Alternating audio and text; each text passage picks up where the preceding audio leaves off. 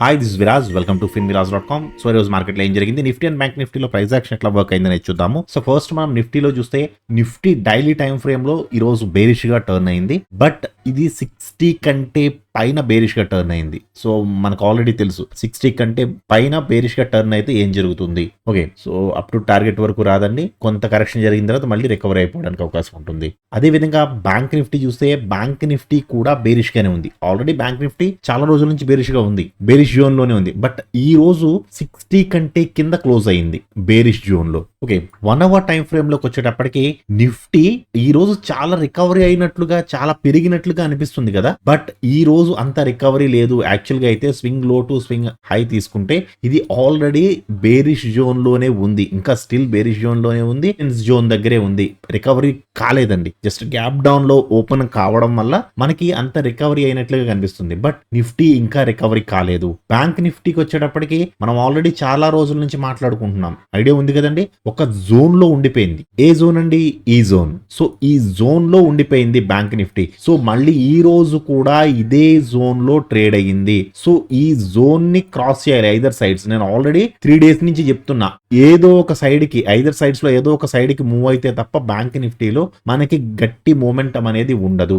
Okay, first of all ఇది గుర్తుంచుకోండి. So 5 minutes లో ఏం జరిగిందని చూద్దాము. ఫస్ట్ నిఫ్టీ 5 minutes చూస్తే యాక్చువల్ గా మీకు ఇంకో విషయం కూడా చెప్పాలి. ఈ రోజు నిఫ్టీ 0.09% అంటే ఫ్లాట్, బ్యాంక్ నిఫ్టీ 0.03% పాజిటివ్. ఇది కూడా ఆల్మోస్ట్ ఫ్లాట్, రెండు ఫ్లాట్ గానే ఉన్నాయండి. బట్ మిడ్ క్యాప్ నిఫ్టీ చూసారా, 1.28% positive, and small cap Nifty 1.89% అంటే 1.9%, ఆల్మోస్ట్ 1% స్మాల్ క్యాప్ నిఫ్టీలో మనకి రైజ్ కనపడ్డది పాజిటివ్ గా. చూడండి, చాలా బాగా రికవరీ అయింది. అలాగే మిడ్ క్యాప్ నిఫ్టీ కూడా చాలా బాగా రికవరీ అయింది ఎక్స్ట్రాడినరీగా. ఒక రకంగా డే లో నుంచి హైకి చూస్తే 2.5% రైజ్ అయిందండి. మిడ్ క్యాప్ నిఫ్టీ చాలా బాగా రికవర్ అయింది, ఎక్స్ట్రాడినరీ అనమాట. 1300 పాయింట్లు అంటే it's not a small thing అండి. ఓకే, నిఫ్టీలో చూస్తే first 5 minutes candle bearish candle.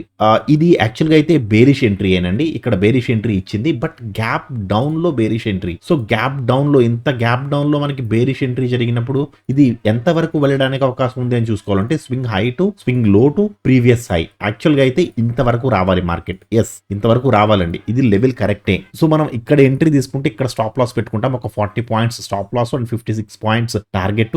But ఇది నెక్స్ట్ క్యాండిల్ లోనే వెళ్ళి స్టాప్ లాస్ కొట్టేసింది. ఇది స్టాప్ లాస్ కొట్టిన తర్వాత ఇమ్మీడియట్ గా మళ్ళీ బుల్లిష్ ఎంట్రీ ఉందా? నో, లేదు. We have to wait for the entry, correct entry. మళ్ళీ మీకు ఏం కావాలి, మళ్ళీ ఒకవేళ ఇది బేరిష్ గా రావాలి అంటే మళ్ళీ మనకు ఒక బేరిష్ క్యాండిల్ కావాలి. బట్ ఇది ఎక్కడా కూడా మళ్ళీ బేరిష్ ఎంట్రీ ఇవ్వలేదు. స్ట్రైట్ ఫార్వర్డ్ గా మనకి ఇక్కడ మనకి బుల్లిష్ ఎంట్రీ వచ్చినప్పుడు ప్రిఫరెన్స్ 1 అనేది కన్ఫర్మ్ చేయవలసి ఉంటుంది. సో యాక్చువల్ గా అయితే ప్రిఫరెన్స్ 1 మనకి ఇక్కడే కన్ఫర్మ్ చేసేసిందండి. సో మనం ఈ క్యాండిల్ లో, అంటే ఈఎంఏ కన్ఫర్మేషన్ కూడా కావాలి కాబట్టి మనకి ఈ క్యాండిల్ లో మనం ఎంట్రీ తీసుకుంటే ఇది ఎంత వరకు వెళ్ళడానికి అవకాశం ఉంది? యాక్చువల్గా దీనికంటే హై ఏది మనకి ఇక్కడ నుంచి తీసుకోవాలి. స్వింగ్ హై టు స్వింగ్ లో తీసుకుంటే మనం ఇక్కడ ట్రేడ్ తీసుకుంటే ఒక 40 points stop loss and 50 points target. ఎందుకు? ఇది resistance zone. Okay, so resistance zone వరకు వెళ్ళడానికి అవకాశం ఉంది. యాక్చువల్ గా అయితే మార్నింగ్ మంచి బుల్ స్ట్రెంత్ కనపడ్డదండి, చాలా మంచి బుల్ స్ట్రెంత్ కనపడ్డది. యాక్చువల్ గా అది 50 కాదు, అప్ టు స్ట్రాంగెస్ట్ రెసిస్టెన్స్ వరకు కూడా వెళ్ళింది. ఎందుకంటే మనం ఎప్పుడు మాట్లాడుకునేదే ఏంటండి, రెసిస్టెన్స్ జోన్ లో మంచి గ్రీన్ క్యాండిల్ క్లోజ్ అయితే అది అప్ టు స్ట్రాంగెస్ట్ రెసిస్టెన్స్ వరకు వెళ్ళడానికి అవకాశం ఉంది. స్ట్రాంగెస్ట్ రెసిస్టెన్స్ వరకు వెళ్ళింది. అక్కడి నుంచి రివర్స్ అవుతున్నప్పుడు ఈ క్యాండిల్లో మనకి బేరిష్ ఎంట్రీ ఇచ్చింది మళ్ళీ. సో ఇది ఎప్పుడైతే బేరిష్ ఎంట్రీ ఇచ్చిందో కిందకి రావడానికి ట్రై చేస్తున్నప్పుడు ఎంత వరకు రావడానికి అవకాశం ఉంది అని చూస్తే మనం swing low to swing high చూసుకుంటే మనం ఇక్కడ ట్రేడ్ తీసుకుంటాము, ఇక్కడ స్టాప్ లాస్ పెట్టుకుంటాము, ఒక 35 to 40 points స్టాప్ లాస్ పెట్టుకుంటాము. మన టార్గెట్ వచ్చి 80 points, because this is the support zone కదండి. బట్ ఇది ఫైనాన్స్ మినిస్టర్ ఇక్కడికి వచ్చేటప్పటికే ఆల్రెడీ బాటమ్ అవుట్ అయిపోయాను అని చెప్పేసిందండి. ఒకసారి మీరు ఫైనాన్స్ మినిస్టర్ ని గమనిస్తే ఇక్కడికి వచ్చేటప్పటికే నేను బాటమ్ అవుట్ అయ్యాను అని చెప్పింది. యాక్చువల్గా 40 points కే 38 points కి మనం తీసేయచ్చు. ఒకవేళ ఇన్ కేస్ మీరు ఉంచినా సరే, ఈ ట్రేడ్ లో ఉన్నా సరే, మీరు లాస్ అయిందంటూ ఏమీ లేదు. ఫస్ట్ ఆఫ్ ఆల్ మనం ఇక్కడ ట్రేడ్ తీసుకున్నాము, ఇక్కడ స్టాప్ లాస్ పెట్టుకున్నాము. సో ఇది మళ్ళీ రిటర్న్ వెళ్ళి మళ్ళీ కిందకు వస్తున్నప్పుడు యాక్చువల్గా మళ్ళీ ఇక్కడ బుల్లిష్ ఎంట్రీ ఇచ్చింది కదా. సో ఈ క్యాండిల్ లో బుల్లిష్ ఎంట్రీ ఇచ్చింది. సో మీరు ఇందులోంచి బయటకు వచ్చేస్తే, ఈ ట్రేడ్ లోంచి బయటకు వచ్చేస్తే కాస్ట్ టు కాస్ట్ బయటకు వచ్చేస్తారు తప్ప there is no loss in this trade.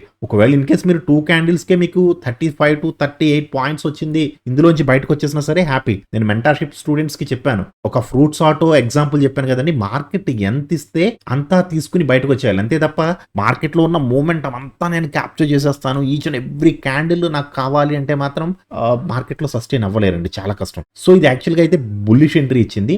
ఇది బుల్లిష్ ఎంట్రీ ఇచ్చినప్పుడు ఎంతవరకు వెళ్ళడానికి అవకాశం ఉందండి? ఫస్ట్ ఆఫ్ ఆల్ ఇది బుల్లిష్ ఎంట్రీ ఇచ్చింది ఇక్కడ.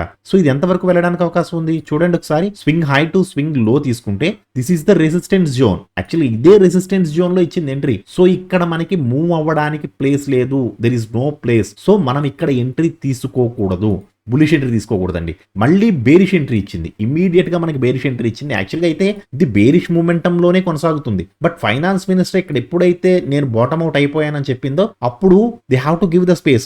కొద్దిగా పైకి వెళితే మళ్ళీ కిందకి రావడానికి మూమెంటం కోసం దానికి స్పేస్ దొరుకుతుంది. సో అందుకని కొద్దిగా మళ్ళీ పైకి వెళ్ళింది రీట్రేస్మెంట్ కోసం. అది రీట్రేస్మెంట్ తీసుకుంది, స్వింగ్ హై టు స్వింగ్ లో తీసుకుంటే ఇక్కడ రీట్రేస్మెంట్ ఉంది, రీట్రేస్మెంట్ కి వెళ్ళింది. రీట్రేస్మెంట్ కి వెళ్ళిన తర్వాత మళ్ళీ సేమ్ డైరెక్షన్ లో కొనసాగుతూ మళ్ళీ మనకి ఒక బేరిష్ ఎంట్రీ అనేది ఇవ్వడం జరిగింది. సో ఇక్కడ బేరిష్ ఎంట్రీ ఇచ్చినప్పుడు ఎంతవరకు రావడానికి అవకాశం ఉంది అంటే సేమ్ లెవెల్స్ అండి, swing low to swing high వేసుకుంటే మనం ఇక్కడ ట్రేడ్ తీసుకుంటే స్టాప్ లాస్ ఇక్కడే పెట్టుకుంటే సరిపోతుందండి. యాక్చువల్గా 11 పాయింట్స్ ఉంది, అంతకంటే ఎక్కువ పెట్టవసరం లేదు. 11 points stop loss and 60 points target. ఇది 1:6 ఇచ్చిందండి. ఎక్స్ట్రాడినరీ ట్రేడ్ ఇది. కనపడడానికి ఇలా కనబడుతుంది అంటే రిస్క్ రివార్డ్ ప్రకారం చాలా చిన్న రిస్క్ ఉంది, హై రివార్డ్ ఉంది. ఓకే, సో హోల్డ్ చేసినా సరే హోల్డ్ చేయొచ్చు. ఎందుకు అంటే ఇక్కడ మనకి 40 లెవెల్ కంటే కూడా కిందకి వెళ్ళి ప్రిఫరెన్స్ 1 కూడా చెప్పింది, నాకు ఇంకా మూమెంటం ఉంది, నేను వెళ్ళడానికి అవకాశం ఉంది అని. ప్రిఫరెన్స్ 1, 2, 3 మూడు కన్ఫర్మ్ చేశాయి. సో ఈ ట్రేడ్ లో మీరు కన్ఫర్మ్ గా ఉండొచ్చు. ఈ ట్రేడ్ లో ఏదైతే మనకి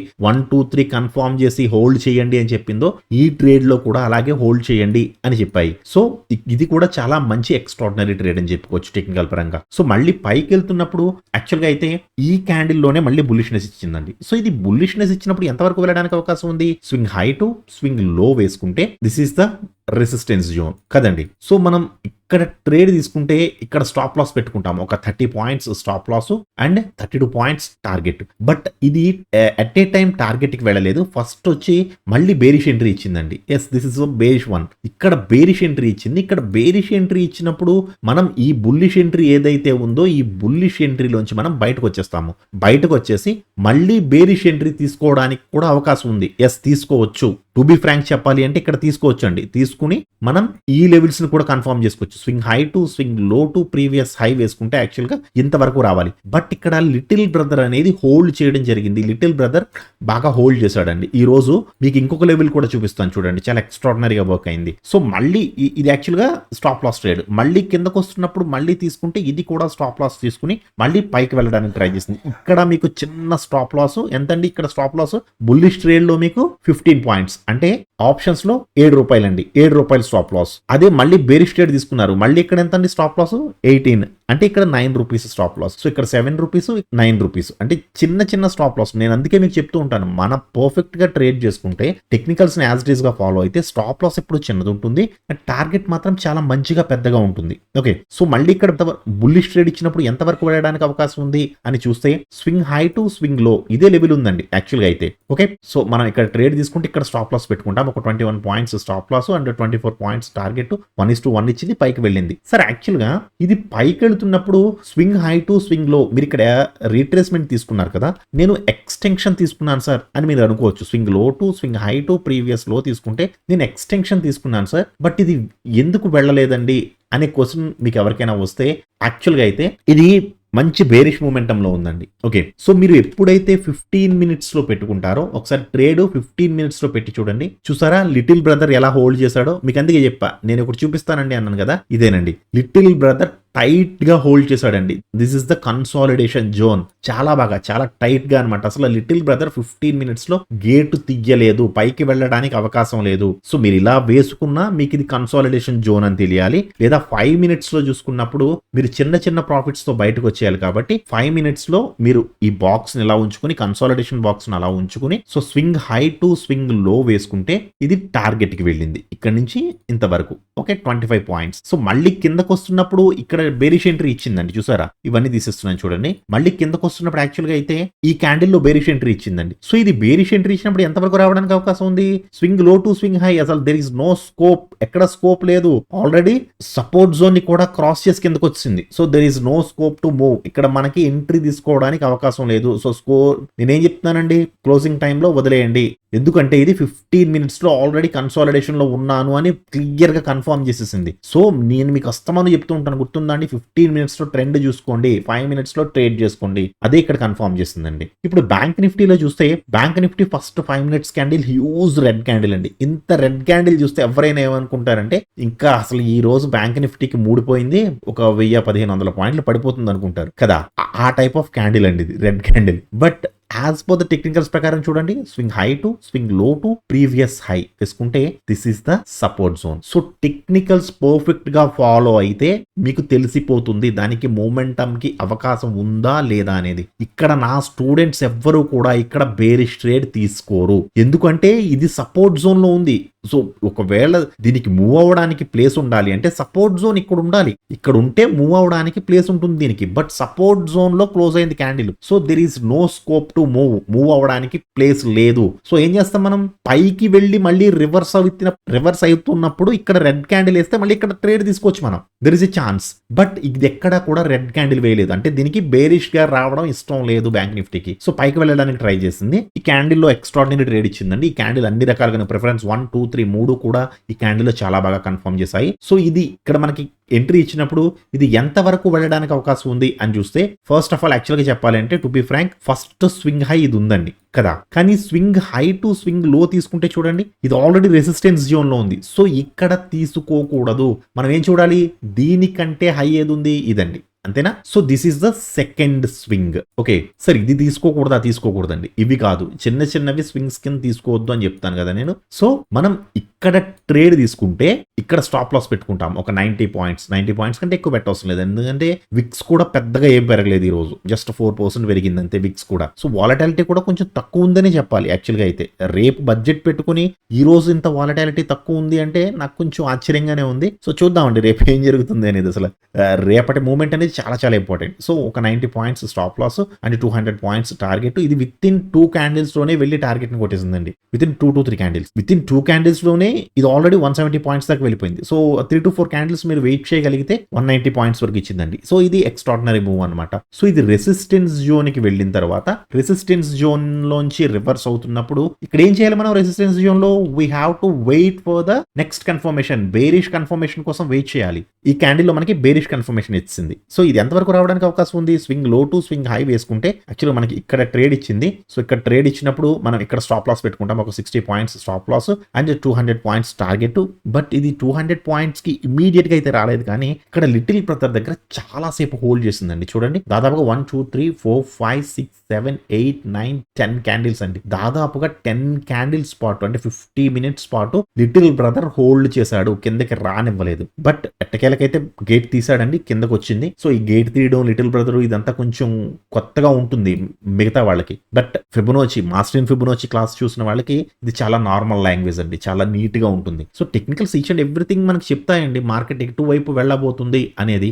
సో మనం ఇక్కడ ట్రేడ్ తీసుకుంటే మీరు ఇక్కడతో బయటకు వచ్చేసినా సరే 70 to 80 పాయింట్స్ మీరు ప్రాఫిట్ లో ఉంటారు. సో ఇక్కడ వరకు హోల్డ్ చేయగలిగితే 180 పాయింట్స్ అండి. సో ఎక్స్ట్రాడినరీ ట్రేడ్ అనమాట ఇది కూడా. సో పైకి వెళ్తున్నప్పుడు కూడా యాక్చువల్ గా అయితే మనకి ఇక్కడ మళ్ళీ బుల్లిష్ ట్రేడ్ ఇచ్చింది. సో ప్రిఫరెన్స్ 1, 2, 3 3 కూడా ఇక్కడ మనకి బుల్లిష్ ట్రేడ్ ఇచ్చాయి. సో ఇది బుల్లిష్ ట్రేడ్ ఇచ్చినప్పుడు ఎంత వరకు వెళ్ళడానికి అవకాశం ఉంది అంటే, స్వింగ్ హై టు స్వింగ్ లో వేసుకుంటే యాక్చువల్ గా అయితే మనం ఇక్కడ ట్రేడ్ తీసుకుంటాము. సో ఇక్కడ స్టాప్ లాస్ పెట్టుకుంటాము. So 45 points stop loss and 80 to 85 points target. But ఇది సేమ్ నిఫ్టీలో ఎలా అయితే జరిగిందో అలా ఫస్ట్ ట్రాప్ చేసిందండి. ఫస్ట్ ట్రాప్ చేసి ఫస్ట్ మళ్ళీ బేరిష్ గా వస్తున్నాను అని ఒక 30 పాయింట్స్ స్టాప్ లాస్ కొట్టి, ఇక్కడ మళ్ళీ బేరిష్ ట్రేడ్ ఇచ్చి, మళ్ళీ ట్రాప్ చేసి, మళ్ళీ బుల్లిష్ గా వెళ్తున్నాను అని మళ్ళీ ఇక్కడ, అంటే ఇక్కడ ఒక 30 పాయింట్స్, ఇక్కడ ఒక 20 పాయింట్స్, రెండు కలిపి ఒక 50 పాయింట్స్, అంటే ఆప్షన్స్ లో దాదాపుగా ఒక 20 to 25 పాయింట్స్ లాస్ వస్తుందండి ఈ ట్రేడ్ లో, చిన్న ట్రేడ్ లో. మళ్ళీ పైకి వెళ్తున్నప్పుడు మళ్ళీ బుల్లిష్ ఎంట్రీ ఇచ్చింది. సో మనం ఇక్కడ ఎంట్రీ తీసుకుంటే ఇక్కడ స్టాప్ లాస్ పెట్టుకుంటే సరిపోతుంది. అంటే 40 పాయింట్స్, అంటే ఆప్షన్స్ లో 20 పాయింట్స్ స్టాప్ లాస్ పెట్టినా సరిపోతుంది.